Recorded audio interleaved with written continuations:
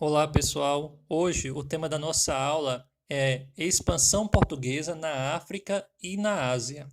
Então, a importância de se estudar o continente africano, a história da África, é a gente estudar a nossa própria história, pois, de acordo com o IBGE, atualmente mais de 50% dos brasileiros descendem de africanos. Isso devido ao grande número de africanos que foram trazidos à força para cá, para a América, para o Brasil, e para se tornarem escravos.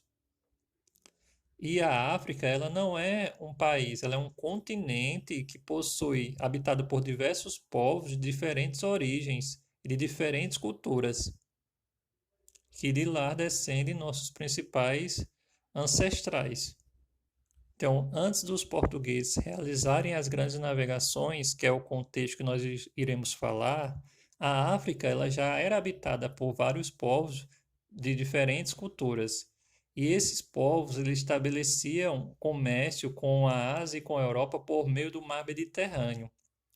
E as sociedades que se estabeleceram na costa atlântica, elas praticavam atividades mercantis com os povos daquelas regiões da faixa litorânea, do litoral da África. Tudo isso possibilitou o desenvolvimento de diversos povos, aldeias, reinos com características distintas, diferentes entre si. Nesta aula, nós iremos falar sobre o conjunto de três povos africanos: os Yorubais, os Bantus e os Suaios. Primeiramente, iremos falar sobre os Yorubais, que é um povo que começou a formar suas primeiras cidades na região por volta do século 9 e 10. As cidades de Ifé e de Benin foram importantes cidades iorubais que comercializavam produtos coletados e artesanatos com os mercadores que atravessaram o Saara. Por terem uma posição estratégica, ela era um importante entreposto comercial que incrementava a economia daquela localidade. Assim, Ifé era um importante entreposto comercial, mas também um centro religioso e político. Já Benin, ela era formada por uma população de povos edos que acreditavam ser descendentes de Odudua, e por isso pagavam tributos a Ifé. Esse Odudua é uma divindade a qual os iorubais eles atribuem a criação do mundo. Então, dentre os produtos que comercializavam estavam a noz de cola, óleo de palma, sal marinho, pele de animais e também o artesanato. Já os bantus, eles formavam um conjunto de povos agrupados por terem uma língua de origem comum. Eles não eram um único povo ou uma única comunidade, mas sim eles falavam uma língua histórica comum, uma língua de origem histórica comum. A organização desses povos foi bem diversificada, pois se organizavam em reinos, aldeias e cidades-estados. Um dos reinos que teve mais destaque dos bantos foi o Reino do Congo, que era formado por povos de língua que falavam línguas do grupo Banto. Os Bakongos, que era o principal grupo étnico do reino, produziam tecidos de ráfia, fabricavam objetos em marfim e cobre e coletavam os zimbos, que era uma concha utilizada como moeda de troca.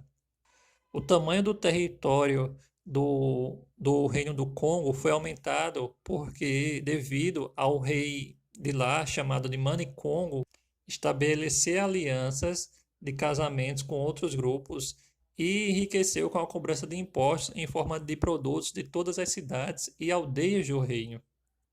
São aspectos da economia dos bantus, basicamente a agrícola, de inhame e dendê, e o desenvolvimento da metalurgia por meio do trabalho do bronze e ferro.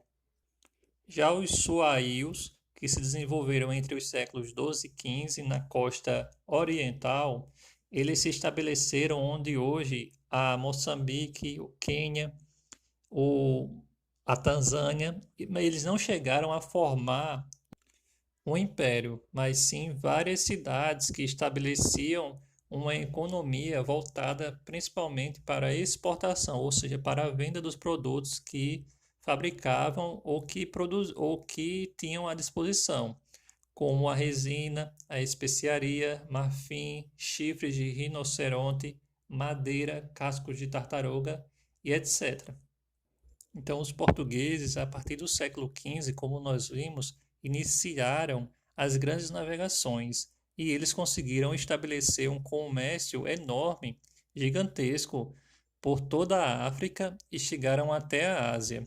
E vários produtos eram comercializados com esses povos, como as especiarias, tecidos de algodão, seda, porcelana, pedras preciosas e tanto tinha a missão, essas grandes navegações tinham a missão de estabelecer esse comércio com esses vários povos, como também os missionários da Igreja Católica procuravam converter os povos locais à fé cristã. Então, tinha os interesses tanto comerciais como religiosos nessa expansão marítima portuguesa. A primeira conquista dos portugueses foi Celta, que era um importante entreposto comercial. Em seguida, eles passaram a explorar toda a costa ocidental africana.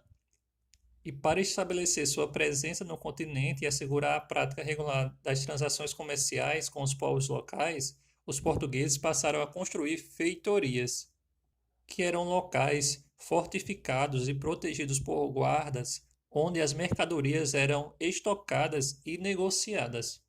Então, essas feitorias elas foram estabelecidas tanto na África, na costa da África, como também no litoral da Ásia. Além dessas feitorias, os portugueses também estabeleceram o sistema de capitanias hereditárias nas ilhas de Cabo Verde.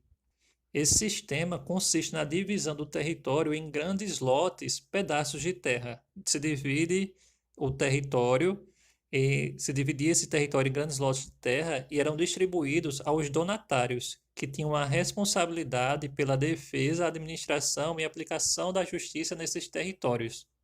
Esse sistema, como a gente vai ver, esse sistema de capitanias hereditárias, ele também foi adotado no início da colonização do Brasil, que nós iremos estudar em outro momento. Agora nós iremos falar sobre o processo de modificação do aspecto da escravidão na África. Para isso, nós precisamos entender o seguinte: desde a antiguidade que a prática da escravidão ela acontecia. Vários povos, como os egípcios, os persas, os romanos, os gregos, eles praticavam a escravidão. Inclusive, também os africanos, antes da chegada dos portugueses, também faziam esse tipo de prática. No entanto, a escravidão, por mais perversa que ela seja, a escravidão que ali acontecia não era a escravidão como um comércio de pessoas, era uma escravidão que se dava em razão de dívidas ou captura de inimigos. Ou seja, nesse tipo de escravidão havia a possibilidade do escravo se reintegrar à sociedade, deixar de ser escravo. Já a partir das grandes navegações, do estabelecimento desses interpostos comerciais na África, no início da Idade Moderna, e com a chegada dos portugueses ao continente africano, a escravidão aumentou grandemente. Então, várias pessoas, muito mais pessoas tornaram-se escravos. Isso passou a fazer parte de um comércio altamente lucrativo com o estabelecimento do tráfico pelo Oceano Atlântico. Os portugueses, no início, eles buscavam capturar os africanos por meio da caça direta, de ir lá e prender os africanos e tornar eles escravos. No entanto, eles perceberam que isso dificultava o acesso até mesmo para entrar no interior, devido à resistência ao interior da África. E aí eles logo perceberam que era melhor entrar em negociação com o chefe das aldeias e com os soberanos dos grandes reinos para conseguir escravos. E assim foi feito, e assim eles estabeleceram esse comércio de escravos. O impacto do tráfico negreiro na África foi enorme, o impacto negativo, pois houve a queda do crescimento demográfico, ou seja, na quantidade de pessoas que existiam na população começou a cair, e isso gerou perdas nas atividades econômicas, e até dezenas de cidades africanas desapareceram, prejudicando o desenvolvimento de muitas regiões do continente. A escravidão, o comércio de escravos, de pessoas que se tornavam escravas, também desmantelou a economia da África, pois muitos reinos e sociedades passaram a ter a escravidão como principal fonte de renda, trocando a economia da agricultura, do artesanato e do comércio para uma economia de guerra, para a captura de seres humanos que seriam escravizados. Ou seja, o estabelecimento do tráfico negreiro lá na África, desse comércio de pessoas que foram escravizadas, contribuiu para desorganizar a economia e a vida no continente africano ao longo dos séculos. Depois que os portugueses conseguiram estabelecer entrepostos comerciais na África, eles avançaram e chegaram até a Ásia, chegando até Calicut, na Índia, depois foram até Macau, na China, e até o Japão. E isso eles estabeleceram uma rede enorme de comércio, que fez de Portugal, fez dos portugueses estabelecer um verdadeiro império.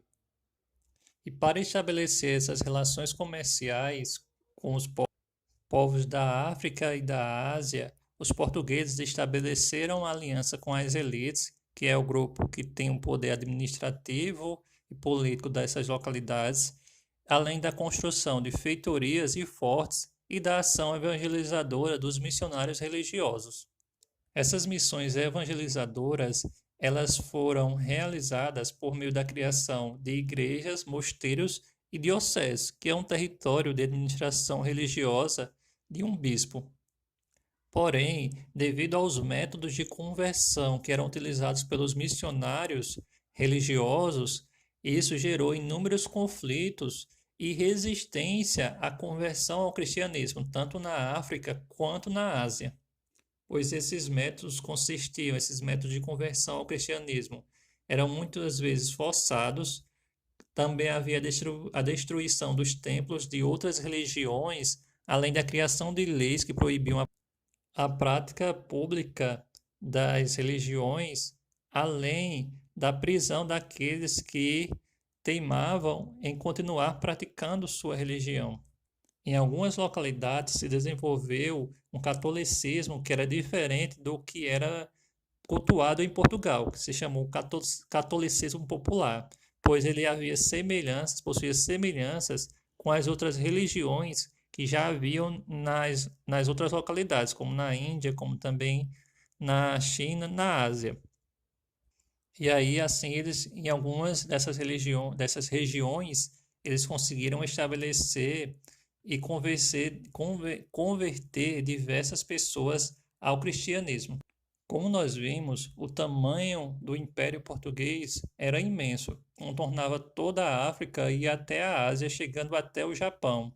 Por conta disso, foi muito difícil para Portugal manter todo esse império intacto. E logo franceses, portugueses e ingleses também começaram a atacar essas conquistas portuguesas e puseram fim ao monopólio, ou seja, ao controle único que Portugal exercia tanto na África quanto na Ásia. E assim o Império Português ele começou a perder força.